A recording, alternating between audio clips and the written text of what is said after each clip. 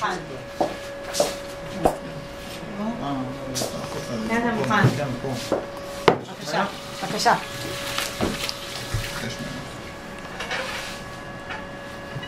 עושים יותר שם? בוא'נה, השמן הזה נראה כאילו מישהו נפטר בפנים. זה עכבר התמוסס בתוכו. כן. יצרנו שכבה של שמן עם גו. עם מה? עם שכלה. עכשיו אנחנו מפזרים את המלח. ומה שקורה, פשוט. מה שיותר מגניב זה ששמן הרי הוא לוקח את השמן למטה, אבל השמן חוזר למעלה. אתה רואה? יחד עם הגושים. איכסה. שמן נורמלי. מה לא נורמלי? תראה, איך זה עולה, תראה איזה יפה איך זה עולה, אבל... זה כמו המנורות לילה האלה. כן, איזה מגניב אם עושים את זה בגדול.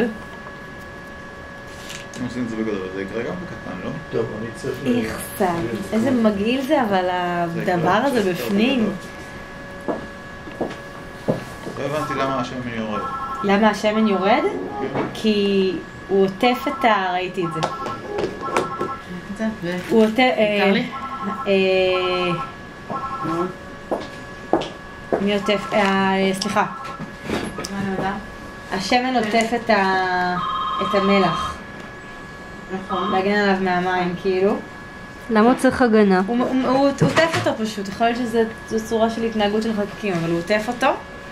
ואז בגלל שהם יותר כבדים... תשמע, העובדה היא שזה שוקע, כן? כן, אני יכול שזה שוקע. מתווכח, אני לא יכול להתווכח.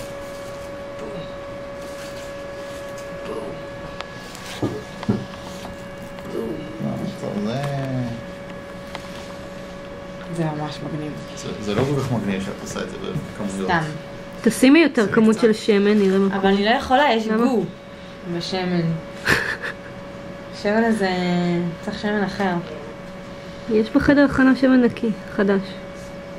שימי קצת מלח.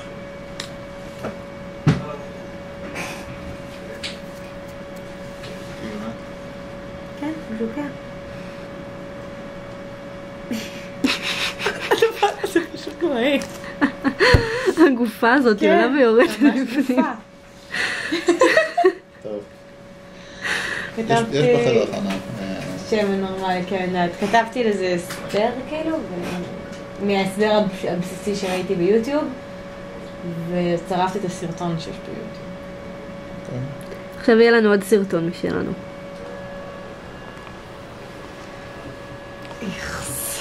עכשיו...